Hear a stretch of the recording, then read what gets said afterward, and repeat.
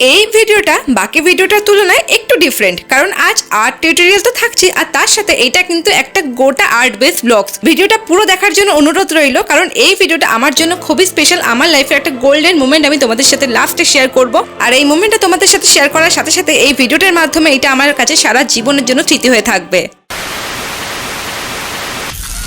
दोपहर 3:30 बजे। Hello guys, welcome to another video. আর আজ আমি এখানে একটা রিয়েলিস্টিক পোর্ট্রেট স্কেচ করব। তার জন্য আমি এখানে ইউজ করছি স্ট্রেট মোডের ভিস্টালের যে স্মুথ সারফেসের 270 GSM এর পেপারটা হয় সেটা নিয়েছি, মার্স লিমোগ্রাফের স্টেডলার পেন্সিল নিয়েছি, আর আউটলাইনটা ড্র করার জন্য আমি এখানে H2H HB এই ধরনের পেন্সিলগুলো কিন্তু ব্যবহার করব। আর তার সাথে দরকার পড়লে কিন্তু মেকানিক্যাল পেন্সিলও ইউজ করব। আমি স্পেশালি পোর্ট্রেটগুলো গ্রিড মেথড অ্যাপ্লাই করেই করি। এই মেথডটা অ্যাপ্লাই করে যদি পোর্ট্রেট বানাই তো খুব বেশি সহজ হয় কাজটা করতে, আর তার সাথে মেজারমেন্টগুলো পুরো পারফেক্ট নেওয়া যায়। এটা একদমই আমার নিজস্ব মতামত। তোমরা চাইলে তোমরা যেটাতে কমফোর্টেবল সেই মেথড অ্যাপ্লাই করে কিন্তু পোর্ট্রেট তৈরি করতে পারো। এখানে আমার কাছে একটা জিওগ্রাফি প্র্যাকটিক্যালের যে মেজারিং রুলারগুলো হয় সেটা অ্যাভেলেবেল ছিল, তাই সেটা দিয়ে আমি এখানে মেজার করছি। তোমরা যে কোনো রুলার যা তোমাদের কাছে থাকবে সেটা দিয়ে এখানে কাজটা করো, নো প্রবলেম, এটা কোনো ইস্যুই নয়। এখানে যে পোর্ট্রেটটা আমি বানাবো সেই অরিজিনাল পিকচারটা ফোন থেকে আমি ব্ল্যাক অ্যান্ড হোয়াইটে কনভার্ট করে নিয়েছি ফিল্টার দিয়ে। এরপর একটা প্রিন্ট আউট বার করে নিয়েছি, আর এখানে গ্রিড মেথডটা করার জন্য সামান্য একটু ক্যালকুলেশন আছে। পেপারটা সাইজ অনুযায়ী কিন্তু সেই ক্যালকুলেশনটা হয়। এরপর অনেকক্ষণ ধরে একটানা কাজ করার পর একটু ব্রেক নিতে গিয়ে বাইরে বেরিয়ে দেখি এই অবস্থা। রুমের মধ্যে একেবারেই বুঝতে পারছিলাম না যে বাইরের ওয়েদারটা এরকম হয়ে গেছে। ওয়েদারটা তো ভীষণ ভালো লাগছিল। আর তারপর এই ওয়েদার একদম গরম গরম এক কাপ ব্ল্যাক কফি আর তার সাথে একটা কুকি নিয়ে চলে এসেছি আমি আমার কাজে। এখানে গ্রিড মেথডটা করার জন্য সামান্য একটু ক্যালকুলেশন আছে। পেপারটা সাইজ অনুযায়ী কিন্তু সেই ক্যালকুলেশনটা হয়। আর আমার এই পেপারটা কিন্তু 9x12 ইঞ্চ সাইজের, আর সেই অনুযায়ী আমি 11টা কলাম আর 15টা রো ড্র করেছি। আর এখানে প্রত্যেকটা ঘর কিন্তু আমি 2 সেন্টিমিটার করে নিয়ে নিয়েছি। আর তারপর জাস্ট রেফারেন্স পিকচারটা দেখে মেজার নিয়ে আউটলাইনটা ড্র করতে হবে। এইবার কিন্তু আউটলাইনের সাথে সাথে জাস্ট বেসিক শেডটাও আমি এখানে দিয়ে দিচ্ছি। একদম বেসিক একটা শেড। এটা রিয়েলিস্টিক পোর্ট্রেট বানানোর জন্য আমাদের ধৈর্য ধরে বারবার শেডিং আর ব্লেন্ডিং এর কাজটাই বেশি করতে হয়। এখানে ফার্স্ট লেয়ারের শেডটার জন্য আমি H2H HB 2B এগুলোই ইউজ করেছি। আর তারপর রেফারেন্স পিকচারটা দেখে কিন্তু শেডগুলোকে ভালোভাবে দিতে হবে, আর তার সাথে সাথে কিন্তু ভালোভাবে এগুলোকে ব্লেন্ড করতে হবে। ব্লেন্ডিং এর জন্য আমি সবসময় টিস্যু, কটন বাডস আর কিছু সফট মেকআপ ব্রাশ ইউজ করেছি। অবভিয়াসলি নতুন মেকআপ ব্রাশই নিও। सुबह 11 बजे। আগের দিন আমার এই কাজটা কিছুটা হয়েছিল, জাস্ট বেসিক পার্টটুকু আমি শেড দিয়েছিলাম। এরপরে সেকেন্ড লেয়ারটা আমি আজকে ক্রিয়েট করব। আর সেকেন্ড লেয়ারটা ক্রিয়েট করার সাথে সাথে কিন্তু আমি পার্ট ওয়াইজ ডিটেলিংস গুলো ক্রিয়েট করতে থাকবো। আর প্রত্যেকটা ক্ষেত্রে কিন্তু ব্লেন্ডিংটা মাস্ট। এই সেকেন্ড লেয়ারটা ব্লেন্ডিং করার জন্য কিন্তু এবার আমি বাকি ব্লেন্ডিং টুলস গুলোর সাথে পেপার ব্লেন্ডারও ইউজ করব। আর পেপার ব্লেন্ডারটাকে ইউজ করার সময় সবসময় কিন্তু অন্য একটা প্লেন কাগজে পেপার ব্লেন্ডারটাকে ভালোভাবে রাব করে পরিষ্কার করে নিতে হবে, যাতে ব্লেন্ডারের উপর লেগে থাকা এক্সট্রা গ্রাফাইট গুলো আমাদের নতুন পোর্ট্রেটটাকে এফেক্ট না করে। আর সেকেন্ড লেয়ারের শেডিংটার জন্য আমি কিন্তু এখানে HB 2B 4B 6B use করেছি। दोपहर 12:30 बजे।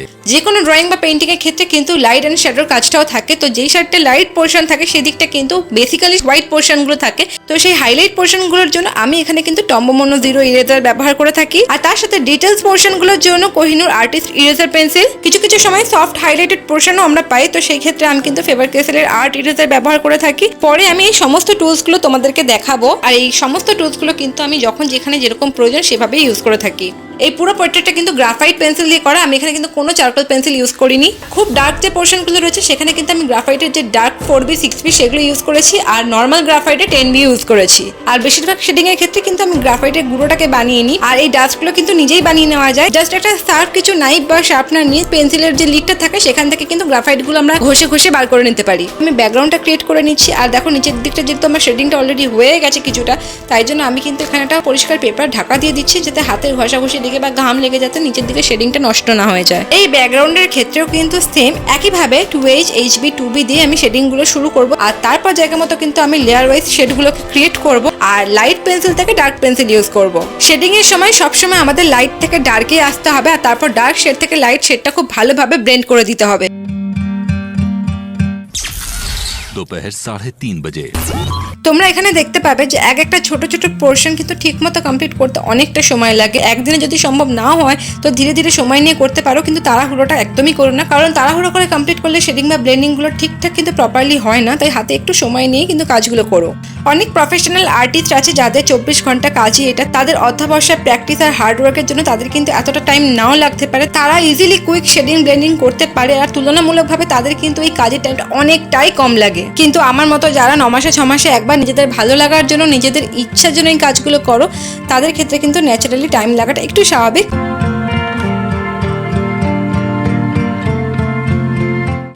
অনেকটাই কাজ কিন্তু এগিয়ে গেছে। আর এখানে যে পেপার ব্লেন্ডারগুলো আমি ইউজ করছি, এই দেখো এই নাম্বারগুলো 2, 3, 5, 6। আর ব্যাকগ্রাউন্ডের জন্য আমার লাগছে 2H, 2B, 4B, 8B graphite pencil আর ব্ল্যাক 4Bটা এখানে দেখতেই পাচ্ছ। আর এখানে দেখো সাকুরা মেকানিক্যাল পেন্সিল রয়েছে। একদম ছোট ছোট যে মিনি ডিটেলসগুলো থাকে, কর্নারের দিকে আই কর্নার থাকে, স্কিন টেক্সচার থাকে, হেয়ারের ডিটেলস থাকে, সেই সমস্ত ডিটেলস করার জন্য কিন্তু আমি এখানে 0.3, 0.5 মেকানিক্যাল পেন্সিলটা ইউজ করে থাকি। আর এই যে দেখো এই কটা কিন্তু মেকআপের ব্রাশ, দেখেই বুঝতে পারছো বেসিক্যালি এটা আই ব্রাশ। এগুলো খুব সফট হয় কিন্তু খুব ভালোভাবে ব্লেন্ড করা যায়। এখানে দেখো এই যে টম্বো মনো ইরেজার আর ব্যাটারি অপারেটেড যে ইরেজারটা রয়েছে ডারওয়েন্টের, সেটাও রয়েছে। আর একদম যে হোয়াইট পোর্শন হাইলাইটেড ছোট ছোট মিনি মিনি পার্টসগুলো থাকে, তো সেটার জন্য আমি এখানে ব্যবহার করছি Sakura white gelly roll pen. আর এখানে দেখতেই পাচ্ছ এই যে কটন বার্ডসগুলো, এই কটন বার্ডসগুলো আমি সবসময় ইউজ করে থাকি। চলো টুলসগুলো তো দেখিয়ে দিলাম, এবার আবার শেডিংয়ের কাজটা শুরু করা যাক। এখানে এবার নিচের এই কোট আর গাউনটা আমি শেড করে নেব। যেই পোর্শনটা শেড করা হবে সেই পোর্শনে যে গ্রিড লাইনগুলো রয়েছে সেই লাইনগুলো কিন্তু আমি মুছে নিই, তারপর রেফারেন্স দেখে দেখে জাস্ট চোখের আন্দাজে শেডগুলো করে থাকি।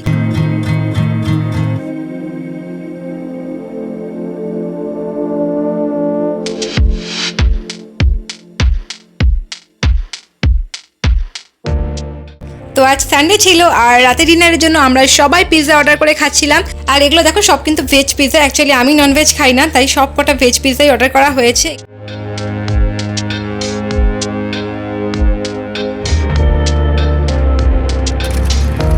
তো রাতের ডিনারটা কমপ্লিট করে নিয়ে আমি আবার বসে গেছি বাকিটা কমপ্লিট করতে।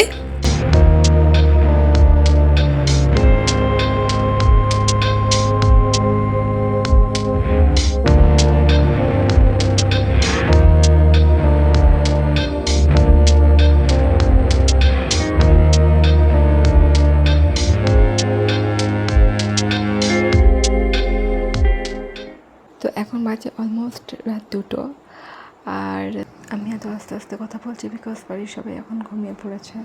এখন অবধি ফুল এনার্জি দেখো।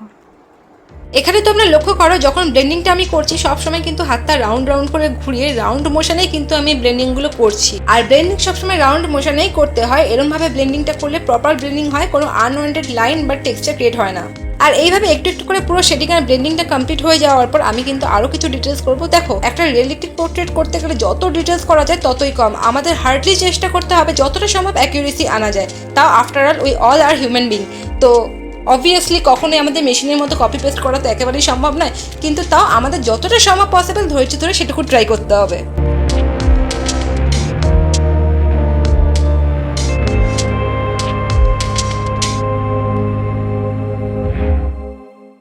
আজকে আমি প্রায় 3টে অবধি কাজ করব, মোটামুটি কাজটা কমপ্লিট করেই রাখবো। সকালে উঠে জাস্ট চেক করবো কোথায় কোথায় কি শেডিং ভুল রয়েছে বা কোথায় ডার্ক করতে হবে, কোথায় লাইট করতে হবে, জাস্ট এইটুকুনি কাজটা সকালের জন্য রাখবো। বাকিটা কিন্তু আজ রাতেই কমপ্লিট করে ফেলবো।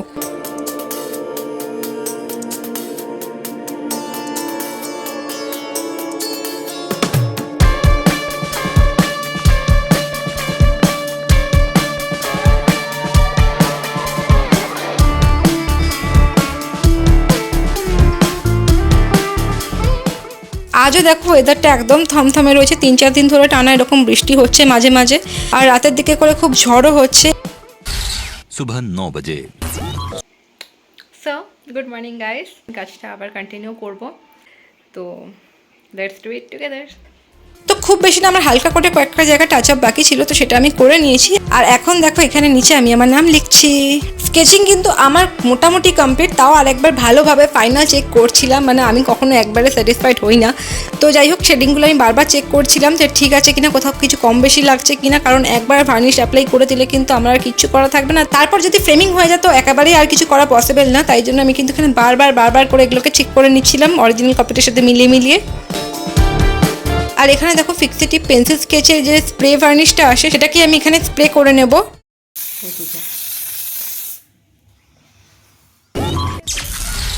सुबह 11 बजे। এখানে আমি একটা ছোট্ট কথা বলতে চাই, তোমরা স্প্রে করার সময় এমন কোনো জায়গায় করো যেখানে সবসময় সচরাচর কেউ যায় না বা তোমরা সবসময় যাওয়া আসা করবে না।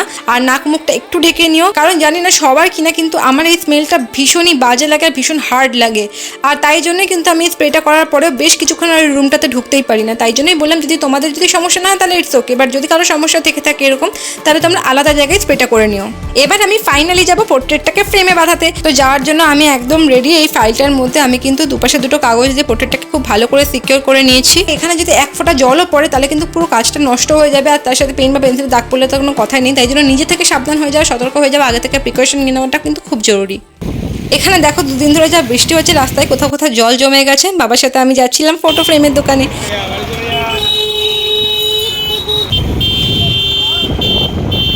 তো আমরা এখন দোকানে পৌঁছে গেছি, এবার ফ্রেমটাকে চুজ করে নেওয়ার পালা। রাস্তায় আস্তে আস্তে দেখলাম যে বিশ্বকর্মা পুজোর প্যান্ডেল হয়ে গেছে চারিদিকে। আর এখানেও দেখো দোকানে দেব বিশ্বকর্মার কিছু আলেখ্য রাখা রয়েছে। না ওই টেক্সচারটার কথা বলি, ওই দেখুন রবীন্দ্রনাথ, বড় রবীন্দ্র টেক্সট পাচ্ছেন? হ্যাঁ হ্যাঁ হ্যাঁ। না না, এখানে কিন্তু আমাদের ফ্রেমটা চুজ করা হয়ে গেছে। ফটোটা এখানে ল্যামিনেশন করা হচ্ছে।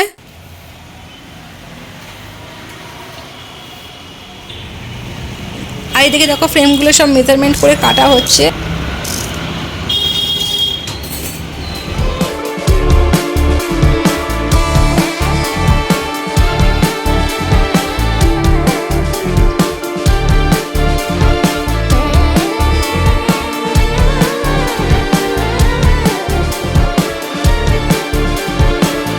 আর এই সাইডটায় হচ্ছে গ্লাস ক্লিনিং, খুব ভালো করে সব কাজ চলছে।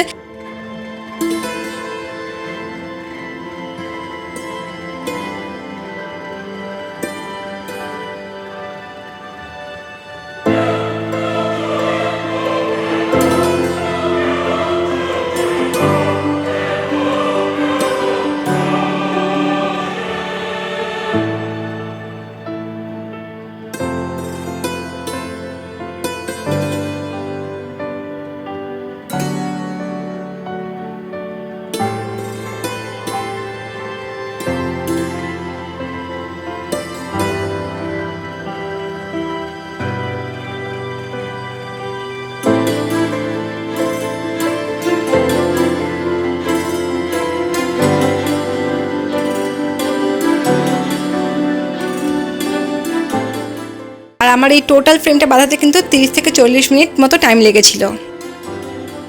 ফাইনালি আমার ফ্রেম বাঁধানো কমপ্লিট। আর ফ্রেমটা কেমন লাগছে তোমরা জানিও। তো ফ্রেমটাকে নিয়ে আমি এখন আবার বাড়ি চলে যাচ্ছি। আর বাড়ি যাওয়ার পথে বাবার থেকে বায়না করেছিলাম এই আইসক্রিমটা নেওয়ার জন্য। তো এই আইসক্রিমটাকে নিয়ে আমি চলে এসেছি। দাঁড়াও তোমাদেরকে এবার ভালোভাবে দেখাই যে এই ফ্রেমটা পোর্ট্রেটের সাথে কেমন লাগছে। এই ফ্রেমিংটা করার পর আমি আর পিকচারের অ্যাঙ্গেলগুলো ঠিক করে নিতেই পারছিলাম না, কারণ এত লাইট রিফ্লেক্ট হচ্ছে যে না পোর্ট্রেট ঠিক করে বোঝা যাচ্ছে, না আমি কোনোভাবে অ্যাঙ্গেল ঠিক করতে পারছি।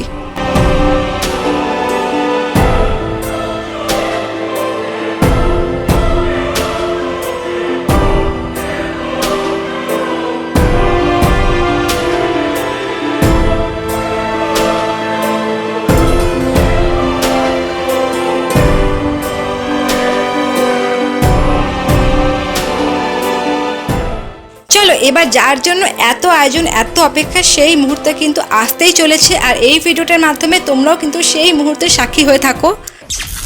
दोपहर 1:15 बजे। আজকের ওয়েদারটা কিন্তু বেশ ভালোই আছে, বেশ রোদ ঝলমল করছে। আর আমি এখানে একদম রেডি কোর্টে যাওয়ার জন্য। অনেক তাড়াহুড়ো ছিলাম তো খুব বেশি শ্যুট করতে আমি পারিনি।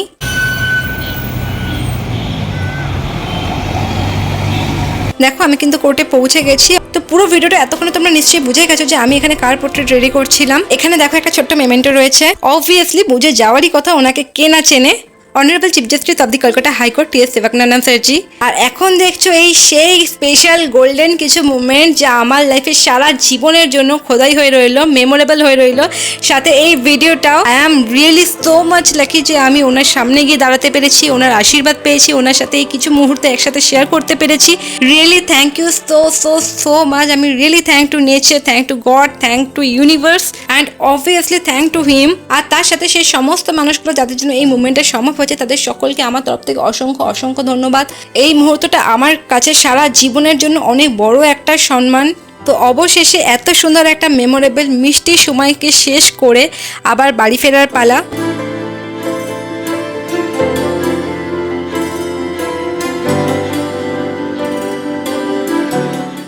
আর দেখো এখানে কিন্তু আমি সারা জীবনের মতো একটা অ্যাসেটকে সাথে নিয়ে বাড়ি ফিরেছি।